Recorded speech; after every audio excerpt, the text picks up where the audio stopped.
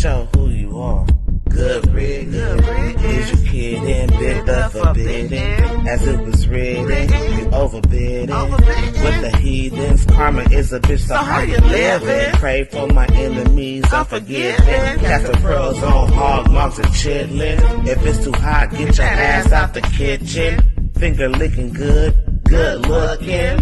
Stewing in the stew, I'm cooking. You psyched out, paranoid and shookin'. Shook the table, fades I'm booking. Get prepared for this ass whooping. Listen to the words being spoken. You were talking, I'm awake and woken. While I'm spitting this, got your spit, got choking. Era of a glimpse in my world, eyes shut open.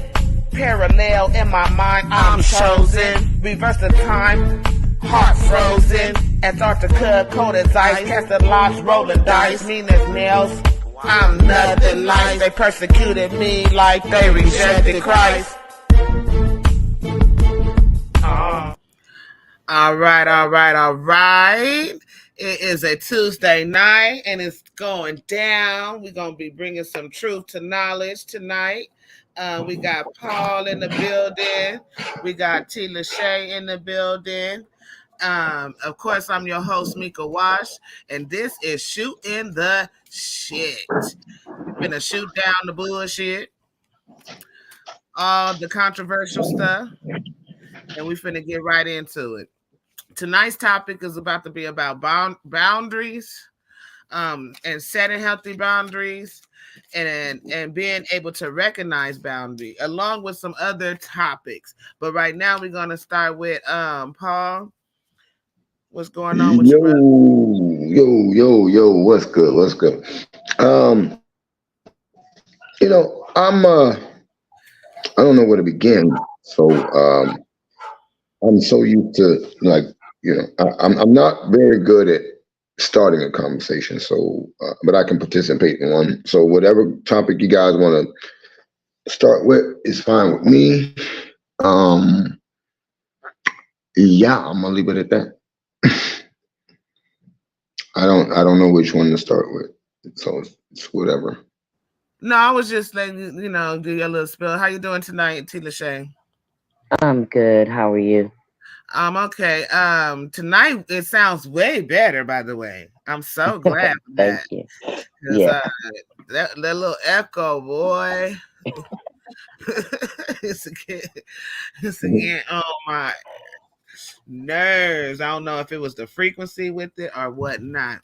I think it probably was those headphones I had. I had two different pairs. For some reason, they both went on a blink, so I did buy a new pair finally a few days ago. So when we talk about boundaries, right, it's basically a tool used to let people know how far they can go with you, right or wrong? What do you think? That's true. But I think boundaries, if you don't have them with yourself, like that own self-discipline, then it's hard for people to even, they can put them there, but they may not adhere to them themselves because they don't have any without anyone, if you know what I mean. C is on the backstage. C, I'm gonna need you to put on some earphones because you got an echo. That's why I took you off the stage. But C will be in here. But C, can you get some headphones because it's an echo with your mic. But I'll add you to the stage. Keep your mic muted. Am I echoing? No, C has an echo when I add her to the stage. Well, so let me. Okay. Hello, everybody. If y'all allow me to talk, my phone. I'm gonna push mute when everybody is talking. But I don't have no earphones. All right, no, it sounds better. No. It do sound better than it is because they probably got Samsung like me. But at the same time, I will push mute when everybody's talking. I won't interrupt nobody. I want to hear everybody's situation. Okay. All right. I'm pushing mute now. Okay, so what you were saying, Paul? I'm sorry. Oh, I was just gonna piggyback off of what T. Lachey said about boundaries. Yeah, I think that boundaries are good. And you have to know yourself to know, what those, what boundaries you want to express to people. Or, if you have things that you don't like, and then but you're going around stepping on people's toes and having this "I don't give a damn" attitude and just deal with it. This is me. Then why should anyone respect your boundaries? You know, it has to be self-reflective, or it has to be something in you that you reflect outward, so people will know that, hey, if this person is expecting for me to not use profanity when talking to them, because some people might still take, just you, like me, I use profanity. Some people might take that as, well, you're cussing at me, and I'm like, no, I'm just cursing as I talk. But if somebody doesn't like it, you have to try to respect that. I mean, they're just one of the many little nuances when I think about boundaries. Right. When a person can be like intrusive or invasive, Right. it's hard to deal with, And so then you kind of want to set boundaries.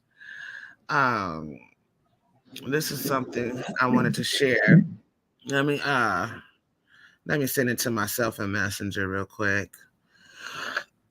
so that you guys can see. But it was it's from Psych Central, and just to read, it's it's about let me see.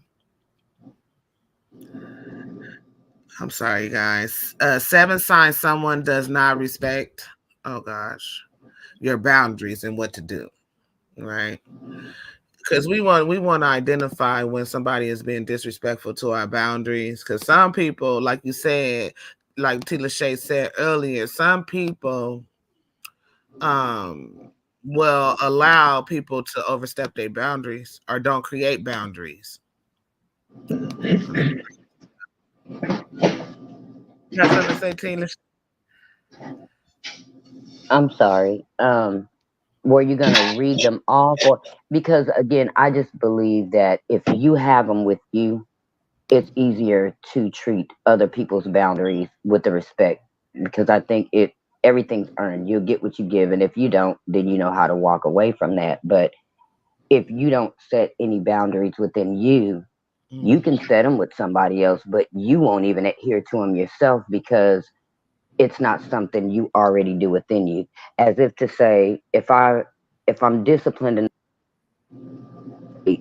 then I can't tell someone I have a boundary that if I tell you I'm gonna do something, don't rush me. And then Mm. they start rushing you. But if you really don't make yourself wait, then you're gonna allow that person to rush you anyway. Because a lot of people, unfortunately, when they meet people, they want to sound together. So they'll say, well, I have these boundaries that this, and that, but that's where they show up. So that's why I said if they are not initially in you of who you are, you have your own disciplinary boundaries. So if you don't exhibit them truly, nobody else will. Because, like Paul said, they will see that as you think you can do this and you got boundaries, but you're walking all over mine or you're breaking my boundaries. I'm going to treat you the way you're treating me. Right. And that goes with that they pressure you boundary. This is Hmm. the identification they'll pressure you. It's possible that besides ignoring your request, someone may try to change your mind about your boundaries. This can be done in many ways, from ridiculing your logic for the boundary to make you feel guilty for setting the limit. Maybe they tell you how much you've changed, how sensitive you are, or how someone else would never do that to them. Perhaps they blame you for not loving them enough or being there for them when they need you. They may also use the silent treatment or ghost you whenever you set the record straight. All of these may be an attempt to continue violating your boundaries and manipulating you into thinking they're right to do so. What you Hmm. think about that? So true. Yeah. Yeah. Another way that a person may intrude your boundaries are they minimize or mock your requests. They says sometimes it's difficult to consider other people's intention when they say things as a joke, or you're not clear if they're only teasing. but sometimes humor may be a manipulation tactic that used to cross the line. Sika explains that a sign of broken boundaries may be invalidating or minimizing your needs that led to the boundary. For example, oh, come on, you can't seriously be that bothered by my phone calls at night. You get plenty of sleep. Gaslighting may also be a red flag. This may involve saying things like, you're just being too sensitive, lighten up. And I just want people to identify these things because we could be the people doing it and we could be the people receiving it. You get what I'm saying? And it bothers me, right? Because, and the reason why I chose this because, like, so many people. What the heck? Something right here. How did I get on here? Oh, who's astral projection? Somebody sent this to astral projection. I don't know. So many people like require my time or whatnot. Minus the fact that I have three. I mean, I have three children, two who may be adult, one suffers from mental health, one that's a teenager, and a husband. So anything outside of that, whatever time I give you, that's you should feel, that's extra. Because that's a lot of people that requires my time as it is. And so I've been finding out that like when I don't answer my phone, or if I can't get to my phone right away, or people call me and stuff, then they get an attitude. And that bothers me, Is there anything that you say to them when you notice or pick up on the attitude? Is there anything that I say to them when I notice they pick up on the attitude? Like if someone gave you attitude because you didn't have the time, do you say anything to them, or do you just let it roll and be like, whatever?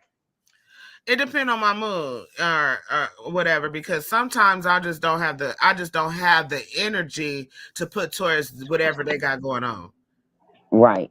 But in that sense, sometimes for whatever our reasons are, the passing of it will let a person think that they can continue to do it. Versus, okay, look, I don't know what it is you want from me, and I'm not trying to be rude, but I can't give you the time that you need. You can either accept and appreciate the time I give you, or don't take it at all.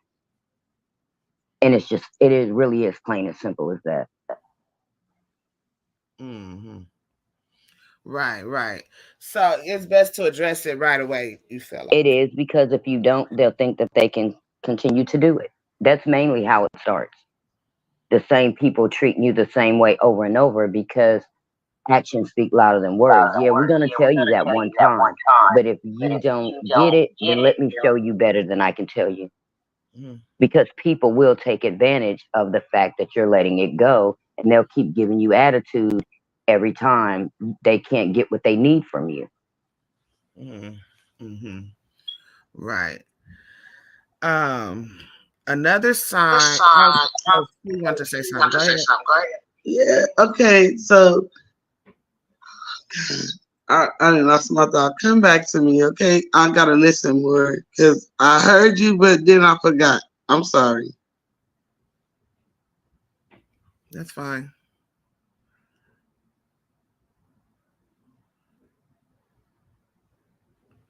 Okay, I'm sorry. I was reading a text message. Okay, moving on. I don't like those little pauses, but moving on to number 5. I'm going backwards, you guys. So 5, they don't listen. Did I read this one? Yeah, no, I didn't. They don't listen to or acknowledge you. Okay. A sign that someone doesn't respect your boundaries is interrupting or changing the conversation when you're sharing something important to you. For example, if you attempt to communicate your thoughts and emotions to a loved one, but they constantly talk over you, cut you off in the conversation, or walk out mid-conversation, Effective conversations require all parties to give fair time to speak, consider one another's points, and take breaks when needed. If conversations aren't approached fairly, it's a sign that both of you or your partner aren't respecting boundaries. Okay. I'm ready. Hello? Can I speak or no? Mika. Speak. Go ahead. Okay. So if I'm not feeling what you're saying and I just walk out for a little bit because I'm trying to get my thoughts together, and if I'm not feeling what you're saying, I'm not respecting your boundary.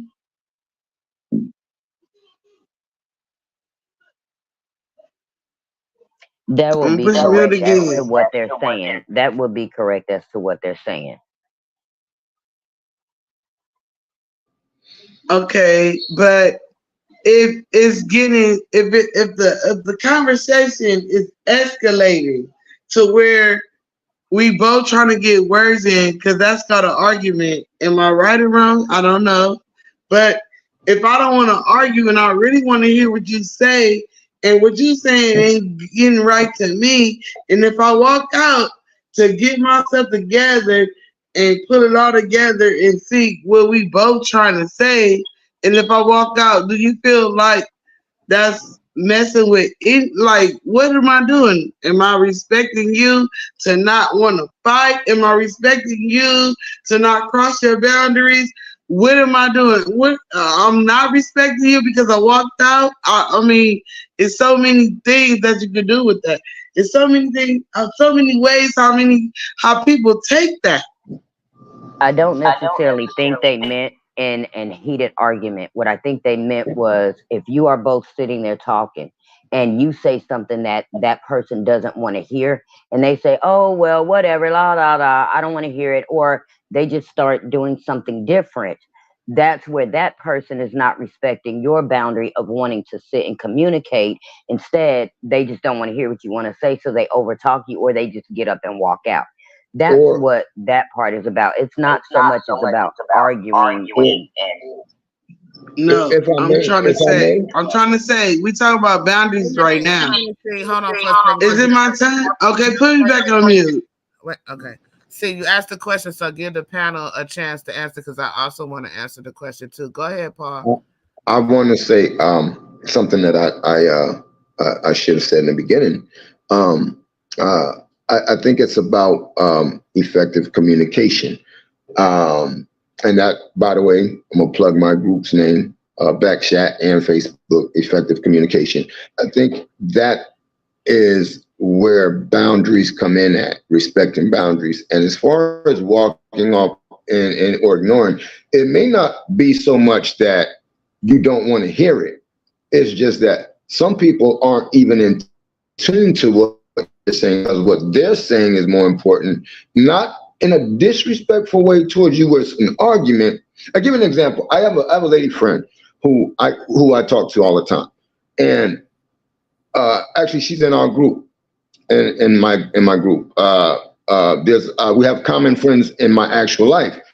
She has a habit when you're talking to her to change her attention to something different while you are talking.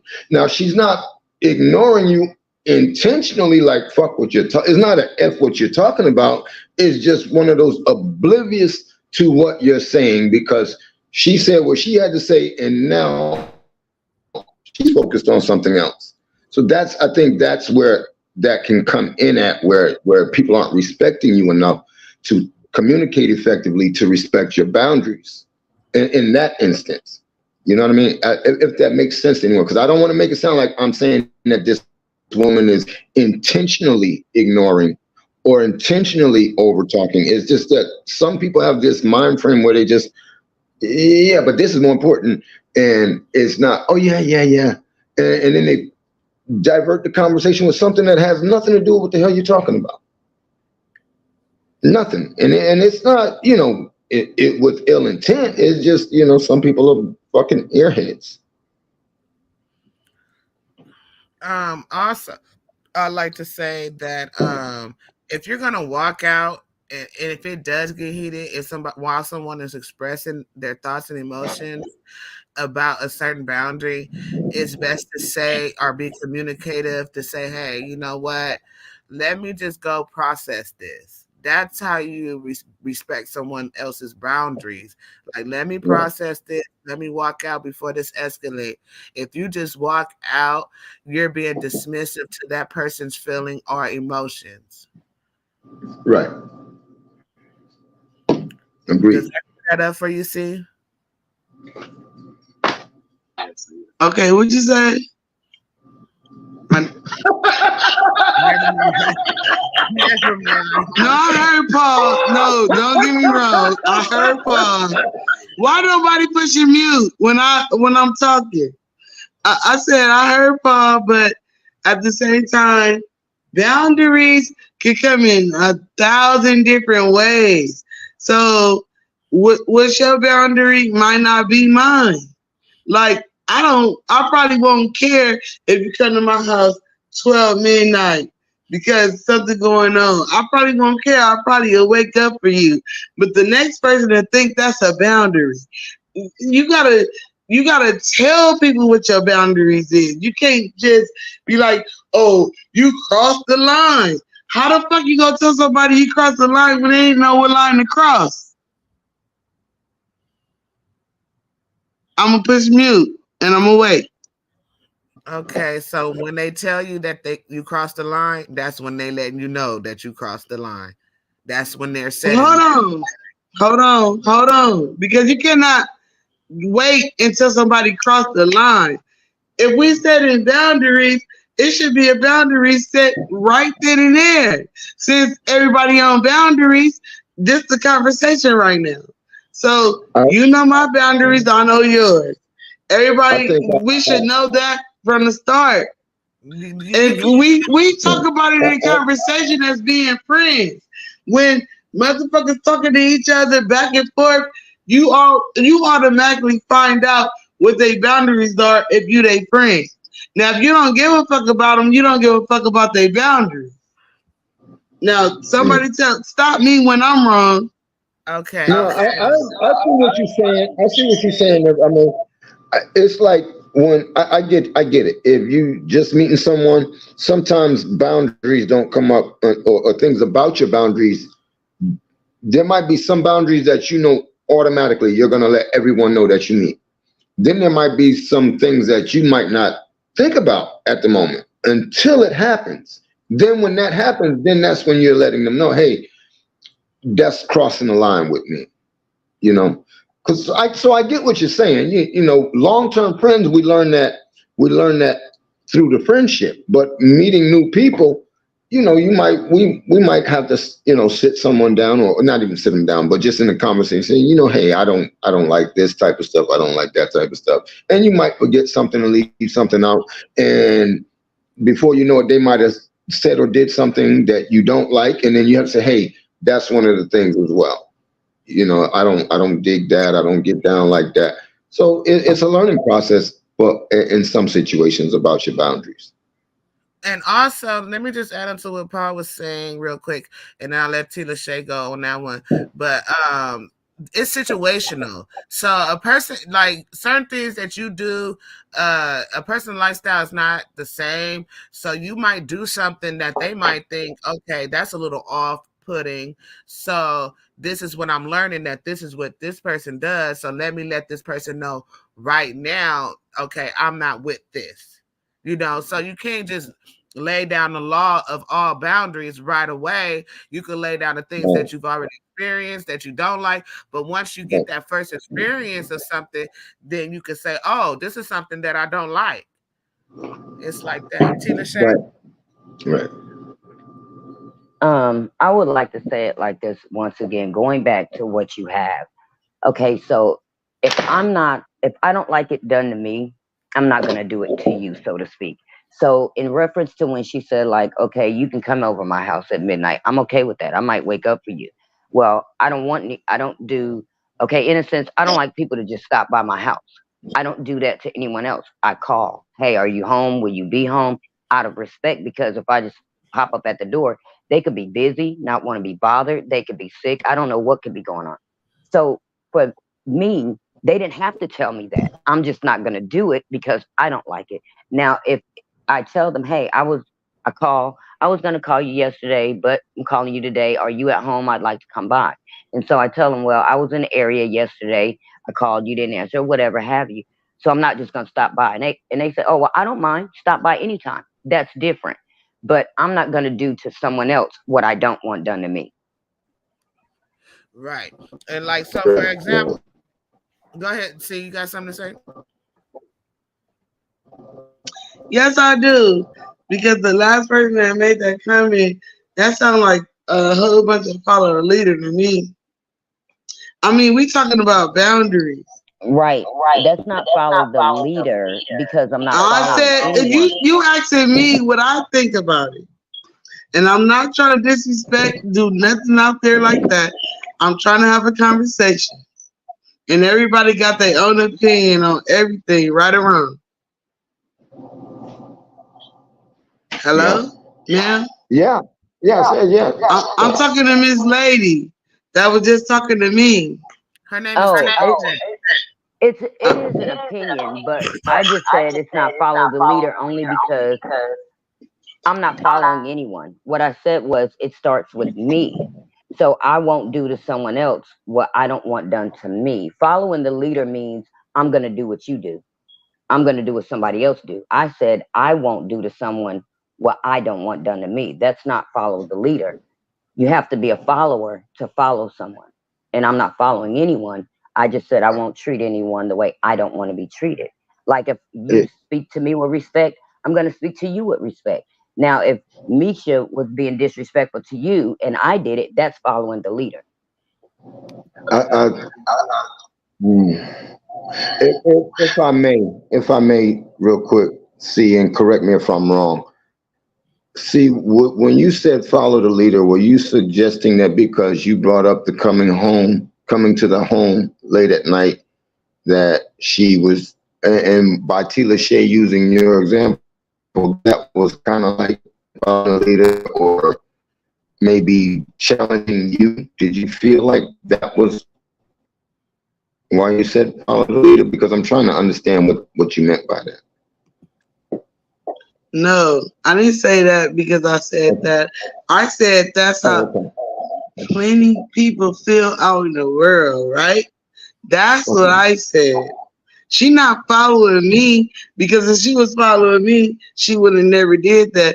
Talking about I'm in your area and I'm about to be at your house. No, she Okay, wasn't I gave following an me. I said that's example. how plenty people feel. And that's when I say that in conversation, when you come up with friends and do all of this, I'm pretty sure you talking and talking and talking. So people know people's boundaries from the start. Now, whether you ignore them or not, that's not my problem. So we're talking about boundaries within a relationship, a friendship, even with your own mama, even with your own daddy. Even with boundaries is boundaries. Once you get grown and get out the house, you got a boundary. Boundaries is always gonna be set. But do people talk about them? I don't know. That's what I'm trying to say. And that's why boundaries always getting crossed because people don't talk about it. Mm. That's all I'm trying to say.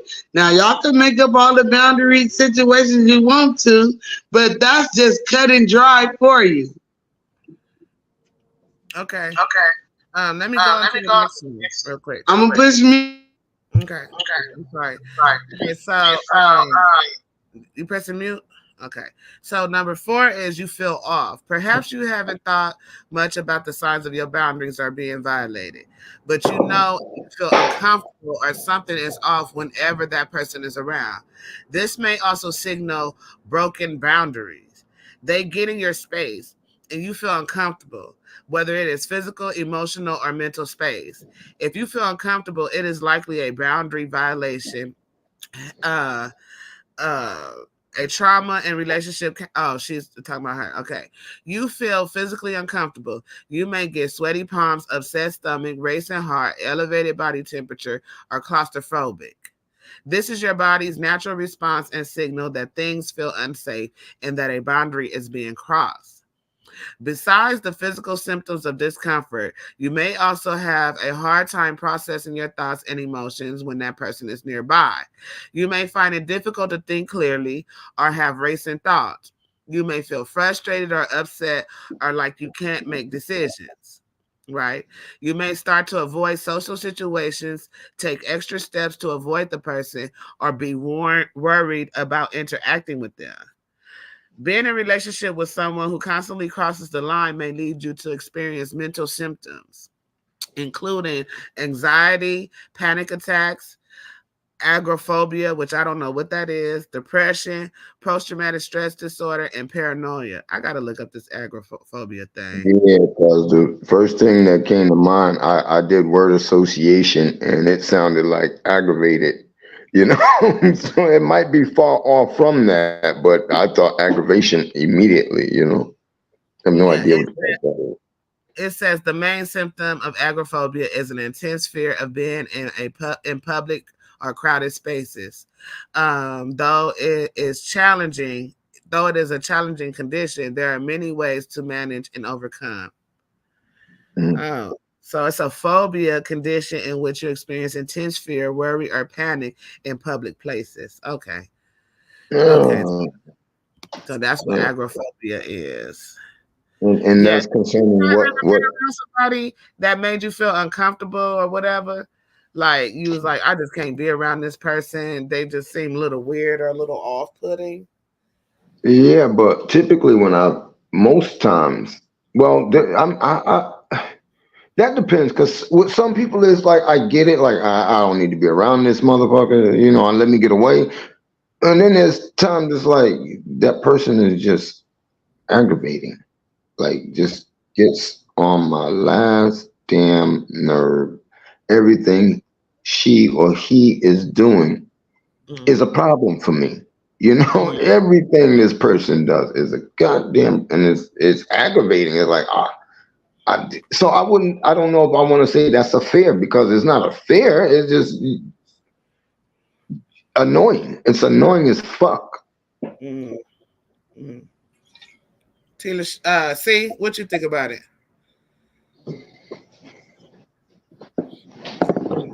I guess C not here. I don't know what happened to her. Okay, Tila Shay, because I want to move. They're gonna see. See, I go ahead. can. Is she gonna talk? C. All right, Tila Shay. I can kind of relate. There's a family member, and Mm, I wouldn't say fear, but this is a thing. Kind of know that when this person is around, she's gonna cut up or do something, and so I get the agoraphobia to be like, oh my gosh, I don't want to be here right now. I know mm, this was gonna happen, or I'm just waiting for it sooner or later. I kind of get the gist of that, mm, but what got me is when you're reading this, boundaries is sort of where one thing ends and another begins. And mm, so they're kind of, I don't know what list of boundaries this is coming from. Um, some of this does sound like they already know, for you to already know this person. Like someone had to know that this person had agoraphobia.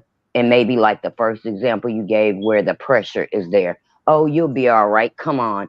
Knowing they probably don't like to be around a lot of people closed in spaces. So they're trying to pressure them into going somewhere. And they're overstepping that boundary of respect to say, hey, I know you don't like it. So I'm not going to do that. These examples of the boundaries sound like things that these are people who already, it's like if you already know someone and not necessarily the respectful boundaries of anybody. And mm, again, I just feel like if you have them in you, mm. they're just going to be there for someone else. I don't think all of our boundaries have to be put on This, Front Street. Just, that's just like I said, Misha, if you're talking to me with respect, I think I should give you that back and not yell at you and you're talking to me like, I don't know. I guess it's just within people. There are different people of the world. They move differently and they do different things. So they're okay with certain things as opposed to other people not being okay. But does that make it right? mm-hmm. Hey, if I may, real quick, with that Can I being talk said, now? too, Can I talk now? go Go ahead. ahead. Oh, I'm sorry. I'm sorry. I'm gonna push mute again. No, go ahead, No, see. go ahead. Go ahead. I was trying to catch up because I had to use the bathroom, so I was trying to see what everybody. No, I was just trying to see what everybody was saying. That's why I said I need to talk right quick. I Okay. don't want to interrupt y'all's show, but I had to use the bathroom. Okay. We didn't have to do that. No, y'all was saying something. Really I though, was just, me and Mick are the panelists of the show, but I'm just saying. No, I, okay. I was just going to follow up Go with ahead, Chief Pop. and say, maybe this should be some the topic probably should be put into perspective. Are we, more linear? Like, are we talking about solidified friends and relationships as opposed to uh, new people in our lives? Well, So Or I think just if we in stick with, general, period, it's of boundaries. yeah. I get it. Yeah. So basically, right now we're talking about how to identify when your boundaries are being crossed. Right, Hmm. everybody have their own boundaries, so it is put into a perspective of understanding when you feel uncomfortable and understanding when your boundaries are being crossed and who's crossing them. You know what I mean? So you can identify it. You get what I'm saying? Right. And stand on Right. your Yeah. square. Okay. Gotcha. So it's in general. It's Okay. basically in Yeah. general. But let me go on because I have another topic. I have another two topics for tonight, but I do want to get through this boundary talk so we can move on to the next topics. We are okay, and I got like 3 minutes. Okay, can I say one more thing Mm. before we move on to the next topic, please? Hello? I'm not done with this topic yet, but go on. No, this on the boundary topic. I think that's what we were still on. Uh, Everybody got to set their own boundaries. Don't be scared to do it, cause sometimes people wonder what a person gonna think about their boundaries, and then they don't want to set them. okay, But you need to set them. that's fine. Right. So you will never have a problem with another motherfucker again. So you better set them and leave it at that. And if they don't respect them, they can move along. Hmm. And Right. that's just my comment on that. Now I'm pushing mute and wait for the next topic. Okay, so we still on this one. We got two more to go through, then we go on to the next topic. You have expressed discomfort. You set and explain your boundaries, but they keep breaking them. Now you're also expressing how that makes you feel, and they continue to behave similarly. This is another example of boundary violation. A main sign that someone doesn't respect your boundaries is if they don't stop their actions after you express discomfort. Um, he explains expressions of discomfort may include no, stop, I don't like that, I don't want to, I rather not, I'm not willing to do that. That makes me feel, and then you insert whatever emotion. If you've essentially asked someone to, or I mean sorry I'm sorry y'all, if you essentially ask for something to stop and someone attempts to persuade you otherwise or continues to engage in activities you're against, those are signs they don't respect your boundaries. Hmm. Let me just read the other Yeah. ones. I think that's something we all agree on. Okay, you have to set the boundary over and over again. You've expressed your boundaries, yet the person continues to behave the same way. Having to repeatedly set your limits may be an indicator of boundary violation. You find yourself having to constantly defend, explain, and justify the reason for the boundary. Okay, if you are facing a person who does not respect your boundaries, they will likely not accept the boundary at first expression. Okay. Hmm. Okay, ignoring your boundaries may be either a conscious behavior or unconsciously forgetting if they have low self awareness. They might want to bring it up multiple times, asking questions and scrutinizing the boundary. Even if you explain the boundary clearly and explicitly the first time, it might even feel like conversation deja vu. Then the last one, the number one, codependent behaviors. Codependency refers to a specific relationship dynamic where one person put their own needs on the back burner and the other tends to avoid accountability for their actions. Conflict avoidance and people pleasing are common in codependent relationships. Among others, these behaviors may signal difficulty in establishing and respecting boundaries. Feeling resentment for things you do for other people, even if you volunteer, is also a sign of codependency. If you feel resentful for going along with someone's expectations of you, they may have violated your personal boundaries. Right? Often folks will believe that unless they sacrifice their boundaries for the needs of others, they won't be liked, loved, or valued. And that's the end of that. I'm gonna stop sharing that. Yeah, you know, I'm dealing with a situation right now where I have a lady friend, and I'm constantly. You need to do this, do that. Stop doing that. I need you to. You're pushing me, and I'm getting like so close to like snapping and hitting her with a bag of bitches. You know what I mean? And I'm really trying not to because I adore her she's a good friend and I adore her as a person, but it's just that the boundaries are being pushed to where I'm holding back and being more because it's like the thing said you have to repeat it over and over and over, and I'm like almost every week or every other day, at least every week, I got to remind this person, turn off that light. You're not in there. Turn the light off. Turn the light on. Why the hell is the light on? You're not, you know what I mean? Oh, I'm sorry. The fuck are you, how absent-minded can you be to not turn the fucking light on? Well, I do that a lot. I do that a lot, Paul. Whenever I go to see house or whatever, I always lock her door out of a force of habit. Like when I walk through the door, I lock it. And so I can't help it. Like it's just like a force of nature because I'm used to locking my doors. But I understand about the lights though, because I'm always turning like an adult person that pay a light bill. They always turning their lights off. Right. Turn my light off. You ain't in there. Turn that motherfucker on. Yeah. Anybody else got anything to say on the topic of boundaries? Because we moving on from this now. No, ma'am. See?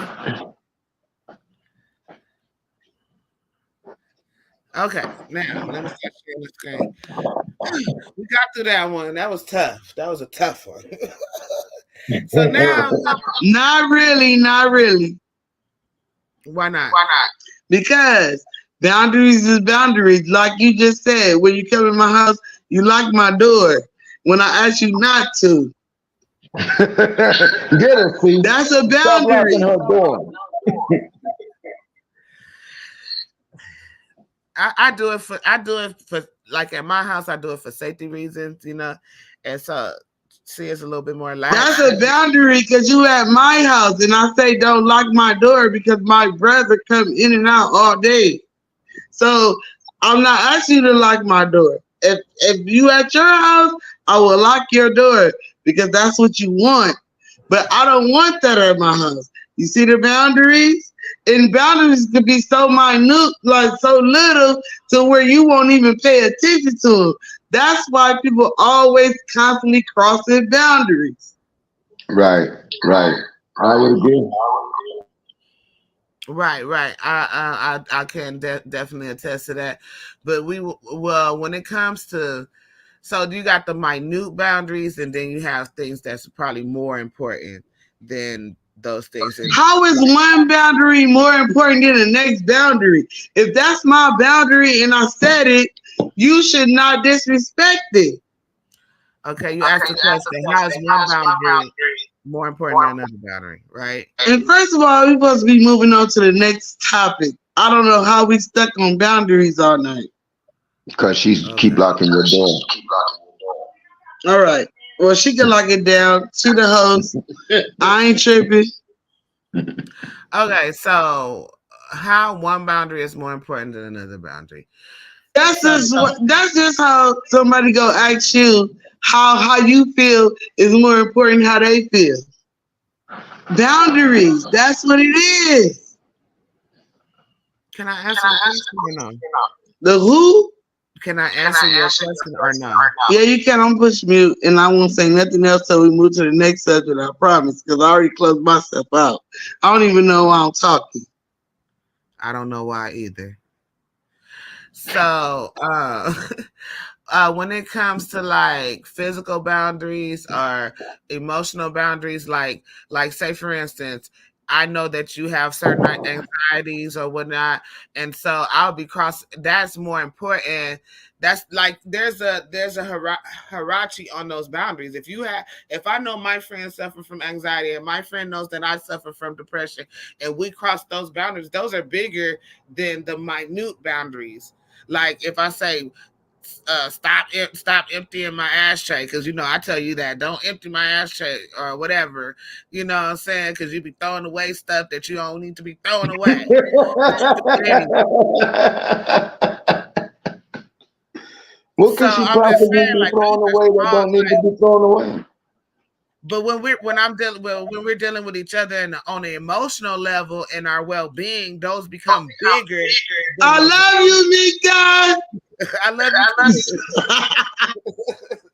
But anyway, we moving on to the next topic. Shooting the messenger. How Mm. many Then times? shout that motherfucker. I said I love you. Fuck all that.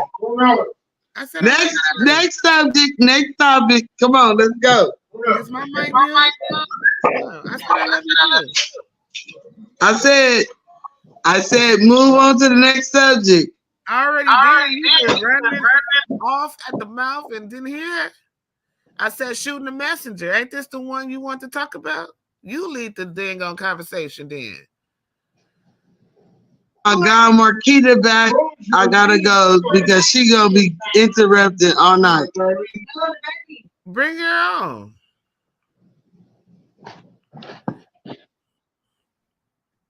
Now she done left the conversation. And I did not leave it. Oh, she calling us trash and all that. See, I just said I don't want to bring her on. Oh, then you want to get the prune juice. Other stuff. The baby. Yes, you have her other stuff in your work. Hold on, you guys. I'm sorry. Hold on. anyways, we're gonna talk about shooting the messenger. When it comes to like if you see one of your partners girls out and you want to tell the partner that you see him out with another man or something like that, or you see your homeboy, you like to shoot the messenger. Why do people shoot the messenger? Do you understand what I'm talking about?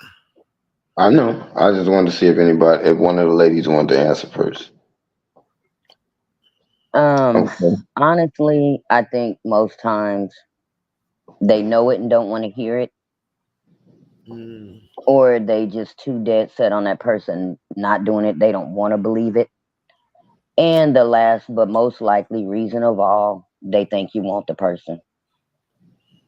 And that's the Yeah. craziest part. Yeah. But that's a tough one, right? Because sometimes it be people that be really lying and really manipulative because they do want that person. So how do you differentiate between the two? Know the Well, person you with. right. And then sometimes that person might not even be lying, but because they know that about that person, that they're aching to tell it. You know what I mean? It could be very well true, but they still want that person anyway, so they can't wait to tell you that. You know, and I don't know. The whole idea of me being shot or me shooting somebody or telling me, because I ain't gonna lie, I've done it. I'm guilty of it. Could you mute her? Because now it's hello, Yeah, we can hear hello. you.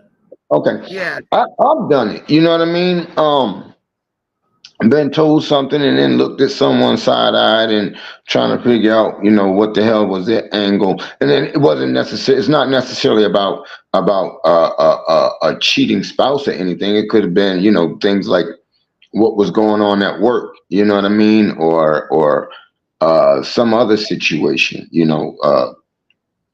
Just I don't know why, like Tila Shea said, I guess you know who you're dealing with. You know what I'm saying? And when you know who you're dealing with, you're probably gonna look at them like, what is your angle? And I've had people tell me things that I would have never thought was gonna backstab me, and they've done it, and it's like, wow. Do tell. Give me one Wow. story. Huh? No, I'm gonna come back to you, Paul. What you got to say, Tina Shay? If we're talking about the messenger themselves, I think that we always have an inkling, honestly. Maybe we do it the same, well, I don't want to say we as in now, but I remember a time where you look at people you kind of friends with and you see their flaws, but you want to look over them anyway because they're just your friend. But Right. so when they come to you and tell you something, you already knew whether or not they're telling the truth or lying anyway, because you already saw it. You saw the flaw in them. You saw that thing in them. Because anything that they've done to you, they'll do to somebody else. So, say for instance, if Paul is my friend and I see this red flag in him that says he's gonna tell me if somebody doing something, or he's gonna lie because guess what? I probably seen him do it to somebody else. Yeah, I'm gonna just tell them, or I watched them or heard them. I mean, people always let us know who they are because they can't tell you; they have to show you. So, it's always going to be something that lets us know if that messenger is really reliable or not. I have a hard. Oh no. Oh, my bad. I'm sorry. Go ahead, see. Okay, we talking about shooting the messenger right now, right? Mm-hmm. Okay. You my best friend. But anyway, we gonna dead all that. When just say you got your little significant other and all that shit, it don't matter what a person, we not gonna just do it like that. We gonna do it from all sides. If it's business, if it's your significant other, if it's a cousin, if it's anybody that come and tell you that something that somebody did to you, and then you go back and say something to them, and then they make you feel like that never happened, right? Hold on. Okay. Y'all hear me now? Did it come back in? Mm-hmm. Okay. Anybody in life, I want to know, whatever they tell you, are you going to take it as information? Are you going to take it as, once you talk to the other person, oh, they just hating on me, they doing all this because they told me? Do you really think they know that information? Or you think they just trying to be slick and slide and mess up your life? I'm going to push mute to hear everybody's words.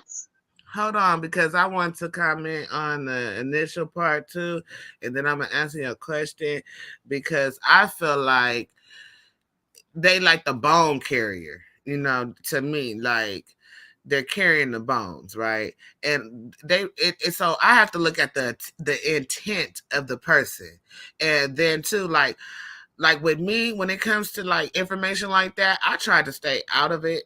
But as me being a friend of people, it's like I'm loyal to a fault. So I question myself when I see bad things happen. So I try to say, okay, well, what purpose would this serve by me bringing them this information? Is it going to help? Is it going to make their life better? Is it going to make their life worse? Or, you know what I'm saying? So I try to weigh out my options there, right? Mm-hmm. But it's so tough, because the last thing I want to do is hurt somebody, with bad information. So I'm I don't want to be the bearer of bad. You calling that bad information when you seen it with your own eyes, and somebody in your life really needs to know that, I don't know if it's gonna hurt or hinder or nothing, but let me tell you something. It's kind of like an oxymoron because if you knew and they find out you knew and you didn't tell them, you got a problem. When you tell them, you still got a problem. I'd rather worry about the problem that I know telling them than the problem knowing when they find out that I knew, and that's a worse problem. That me and you is different. I don't think that so I don't think like that. I don't think about, oh, if they knew, I knew, or if they, I don't think about those things. I'm thinking about how, if this is going to drastically change their life, and how important is the situation too. Like, is it worth me coming back and telling them this? Like, I've lost friendships. Okay, can I jump back in? Can I jump back in? Okay. I'm gonna push mute again. Boundaries here. Boundaries. It's like I've lost friendships. Right. I lost friendships over minute things that I went back and said, like, I'm thinking that I'm doing the right thing. You know what I'm saying? And hey, to me, it's like good riddance though, because we wasn't that close to begin with. If you felt like oh my God. Okay. It's hard.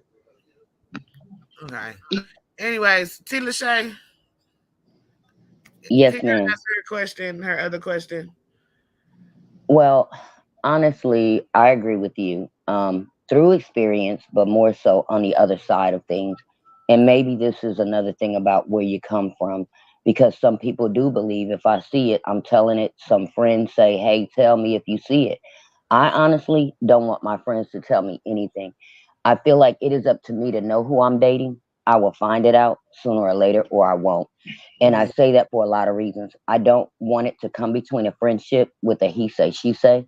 Who do you believe? The one you sleep with or the one that is your friend? Even still, why is your friend telling you? Is it just because, she or he is your friend? But like you say, where is this going? How in love would I be with this person and my friend come and tell me that? Am I going to think she's hating it? She could be honestly telling the truth. Or am I going to believe him if I confront him? Am I already accusing him of doing things and then she tell me this? And so now I'm mad at her for telling me, or I'm mad at him. And then when I'm by myself, and if she got somebody, she's still in a relationship, do I look at it as, oh, you just want? There are very many different aspects to look at that. And I tend to just mind my business. And that's something I tell people up front. If I see anything, are you the type of person? And I make it a point to ask that because I want to mind my business. It is up to me, in my opinion, for me to know who I'm dating. And either I'll find it out or I won't. That's just my opinion. Right. Like, you should already know who you're dealing with. At the end of the day. All right. If I may, I think there's another way this messenger can be shot, and why some people might not. My app is starting to act up. I'm gonna leave and come back out. I'm gonna leave and come back in. No. Okay. All right. Can you hear me? Yeah, we can hear you. Okay. Do you ever have this is why I'm careful about what I say to who and who I tell, because I don't want to tell something or find myself in a position where I'm telling somebody I don't want hurt to get hurt, and that person hears from me, talks to that person, they kiss and make up, and now that other person that they're with doesn't like me, and now I'm the bad guy. Right. So I think that's what we need to be careful. You know what I mean? I had a friend who used to, I think I told you this before, maybe not, but we used to go out all the time. And he had a woman, and one day I was like, nah, man, you should stay home. He jumped in the car, we left. His old lady found out he was skipping around. But because I didn't tell her I'm the bad guy, well, number one, he's my friend, not you. Number two, I don't get into that shit. What I look like telling you what he doing, that's my homie. Plus, I barely know you. That's gonna look like I'm trying to get her. Mm. You know what I'm saying? Plus, when she did find out that I knew the shit, guess what? I was the bad guy, but I had nothing to do with his actions. Mm. Nothing. I would tell him all the time, man. Hey, yo, let's go get some. Man, you got a woman. Why don't you stay home? I'm single. Shit, I can go. But Mm. at that time, so I think we need to be careful with this shooting the messenger, because the messenger can be shot in that way. You might believe the person that tell you. Now they go talk to their spouse about it, and then they might spill the beans, or the spouse knows that you are the one that told them, and now that person don't like you, and then you're constantly, if it's family, you're going to be around that person at family functions, and or that you know what I mean. It can be a very uncomfortable situation. Mm-hmm. Now, Right. I'm gonna drop Right. out and come back in because All my right, for thing sure. is. Okay, take your time.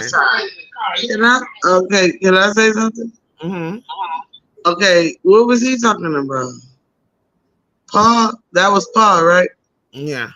What, are we still on the same subject? Shooting the messenger? Yes. Okay, because Marquita came back, so I couldn't really hear you like that. But yeah, I feel like that's what shooting the messenger is. Did you hear what I said before? Not Hello? sure, not sure what you mean. Because you said a few things before. No, I said, now it don't matter if you friends, if you family, if you foe.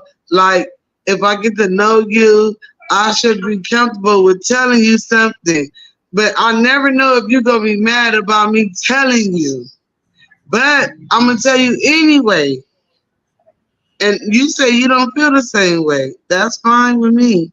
No, But it's the true story. You said you got to think about if it's going to mess up the family, if it's going to do I all didn't this. say nothing about nobody's family. What did you say? You got to press mute. I am. So I said it depends on. First of all, I don't want to hurt nobody. It depends on the level and of what it is I have to say. You know what I'm saying? If I'm doing this for correction reasons, or if I'm doing this, like, what is the intent? You know what I'm saying? I try to, like Paul and T. Lachey said, I try to typically stay out of people's business or whatnot, because in the past, when I did say something, I have lost friends behind it. And so now, and which is, like I said, good riddance. However, it's like the messenger gonna always get shot, no matter what. And you said Right. that earlier when you said whether the friend know about it then or later, the messenger is still gonna always get shot, because at the end of the day, I'm not done. See, I know. but when you unmute your mic, it's an echo. Oh, I'm sorry. But Jesus Christ. Okay, go ahead. Right. Thank you, Makisha Mike. Yeah, just stay out of people's business, because, like, at the end of the day, like Paul said, you could go tell somebody X, Y, and Z. I seen X, Y, and Z out there cheating on you, and then you come back and they still together. So what was the point? You know what I'm saying? And then, like T. Lachey said, the person with the person, like, if you see somebody, we're just talking about relationship wise, right? I'm talking relationship wise right now. So say, for instance, this person is with that person. They know who they with. 9 times out of 10, they already know. They know who they dealing with. So what's the purpose of me going back and saying anything if you already know what you dealing with? So you could be mad at me? So, because they say a friend of a friend, enemy of my enemy is my friend. So now y'all finna use me as target practice. Yeah. Is it time for me to say something or no? I think she said an enemy of the enemy is my friend. Hello? Did you say that? Did you say that? Yes, I did. An enemy of an enemy is my friend. No. An enemy of my enemy is my friend. You ain't never heard that friend?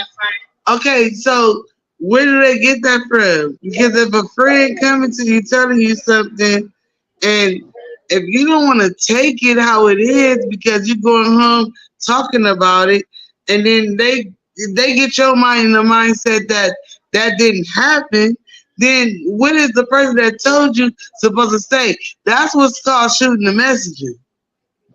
Because once you go home and say what was said, and you mad because of what was said to you, now you mad. And it don't even supposed to work like that. You're supposed to play it out and see what's going on first. But nobody ever does that. Everybody want to rush right home or whatever the messenger said and tell the other person what the messenger said. And then when that motherfucker explaining the lie to you, then it's all good and dandy. Well, I don't think it's fair to tell someone how to utilize the information you give them. No, I never And said you number two, can't do it. I never said you can't I do know, it. no, but But you that's how it hold on. happens. But you I'm gonna said they're push you and then let supposed you to. talk. Okay, you said they're supposed to find another, sit back and watch. I get it. Maybe they should, but that's suggesting what someone should do because you told them. However, the reality is there are two ways they can handle that. They'll either come out, well, three. They'll either come out and say that they found out, they'll come out and say they found out and told them who said it, or they'll sit back and watch. Now, whichever way they choose is on them. We don't get to tell them how to utilize that information. We don't get to do that. Now, I can tell someone, hey, man, I'm going to tell you something, but don't tell you, girl, I told you this. I can tell you this, but don't tell you, man, I told you this. That don't work like that. If it infuriates somebody enough, they might just hold off and let it be known. And during the argument, yeah, well, I did. Well, Paul did tell me that. Now, guess what? Paul's the bad guy. Paul's the bad guy. They gonna work it out, and I'm gonna be. I may. He may be like, yeah, he's still my friend. Yeah, you still come to the barbecue, and then his girl and her family and everybody looking at me crazy because now she doesn't say, yeah, that's nosy ass motherfucker, and he just girl. He probably wants you. Now I got to hear that shit. Mm-hmm. You know You know what? what I I mean? sugar dare you. I It's sugar dare crazy. you. I sugar dare you. But that's what I'm saying. That shooting. Listen, shooting the messenger could come from any kind of way. I don't That was know my how you point. felt it coming to you. I don't know how That was you my felt it point. coming to you. I'm What? trying to explain, but okay. If you set in stone on that, but you know, shooting a messenger can come from any kind of way. I That's what already I was explained that explaining, when I sweetie. started talking. Yeah, and I was But in you just agreement are with you you. making yourself the victim about shooting the messenger? No, sweetie, I was saying So in you ain't never agreement with did you. nothing wrong. So everybody shooting the messenger at you. Sweetie, hold on. I just said I'm in agreement with you that the messenger will get shot from all different directions, and I gave an example of what I was talking about. Another way that the messenger can get shot. So I don't know why you're trying to challenge me or what that is, but I just agreed with you. I just gave a different example Okay, outside of okay, just. sir. Thank you. I gave I'm another not example mad that you outside of just disagree. saying the messenger, getting mad at the messenger off the bat. Yeah, and I'm not. I didn't hear you agree with me, but it sounded like you making this personal. It was just talking about shooting No, the it was not messenger. personal. It was. I never made Okay, that personal. it Let's take it that sounded a way. little personal. That's all I'm saying. But if you did agree with me or you didn't agree with me, it really don't matter because everybody got opinions, and I'm not worried about that. And please trust me, I'm not mad at you or nothing like that. But I gotta keep pushing you because I got a whole baby in this house that keep crying. Okay.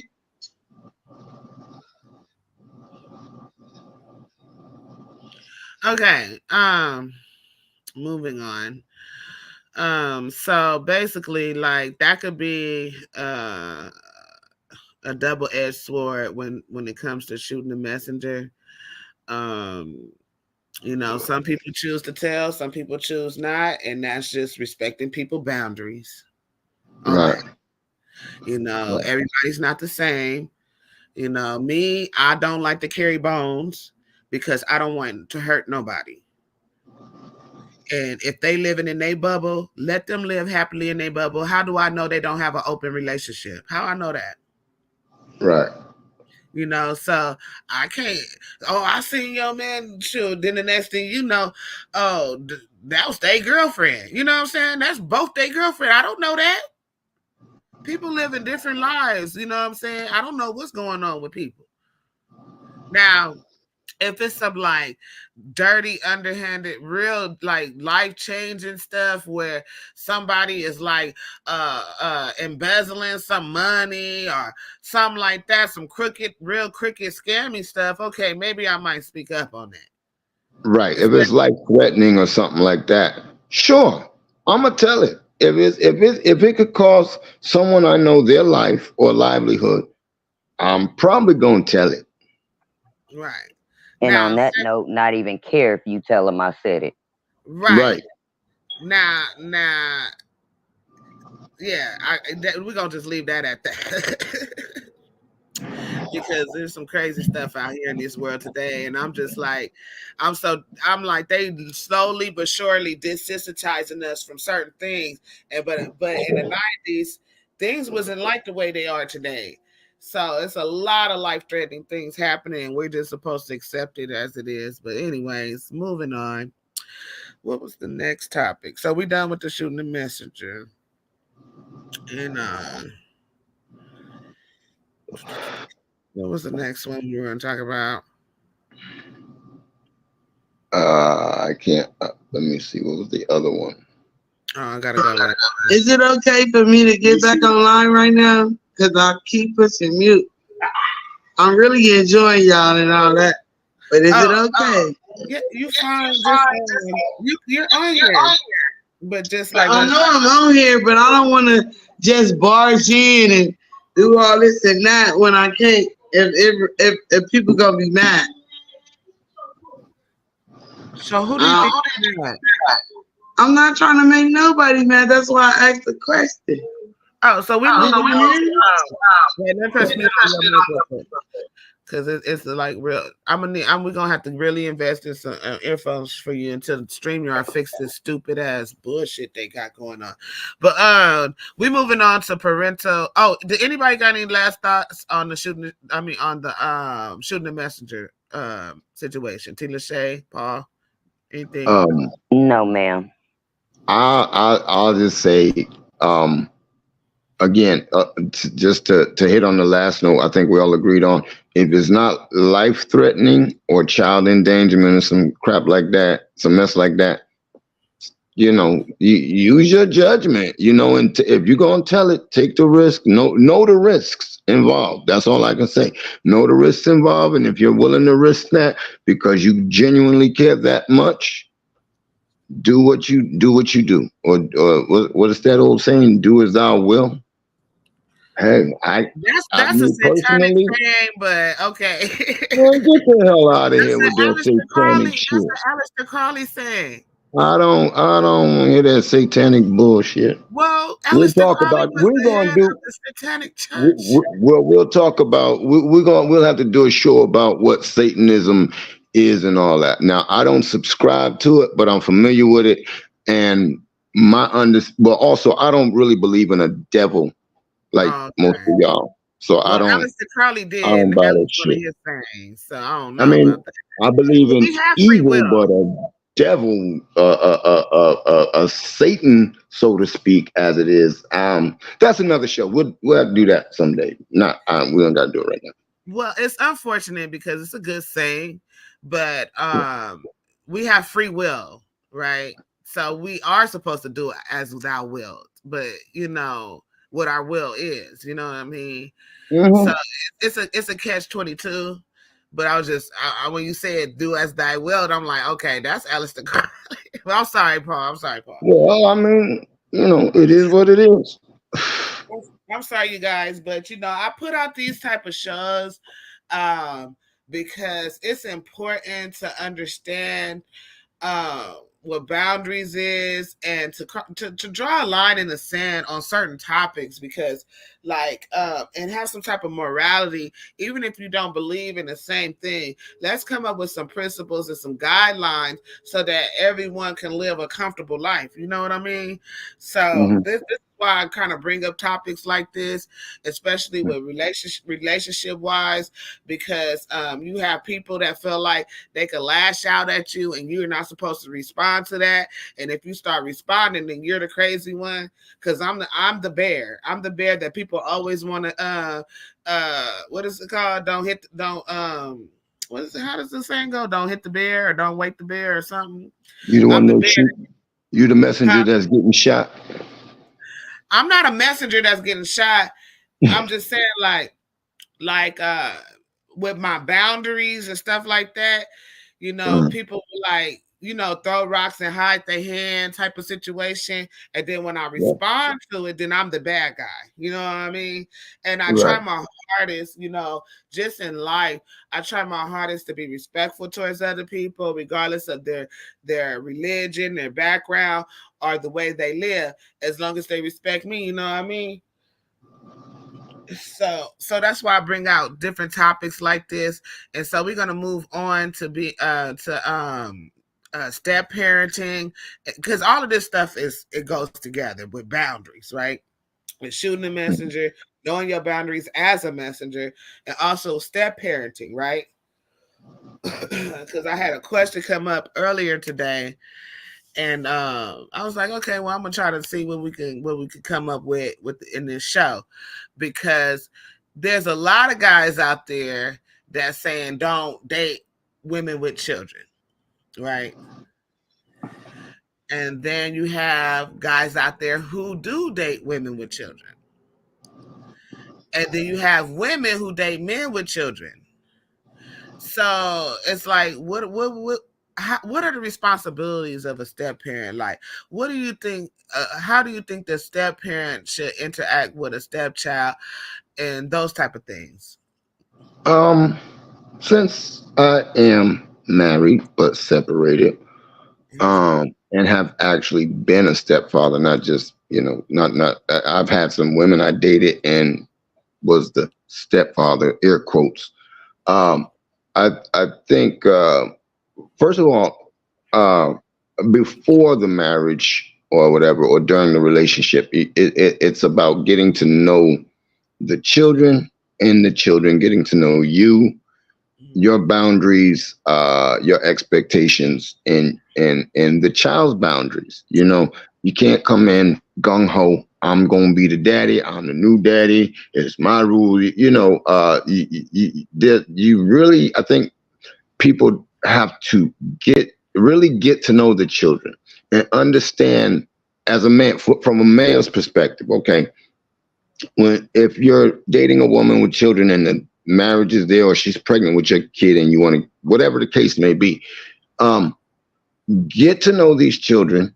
And if there is a father still in their life, hopefully maybe get to know the father.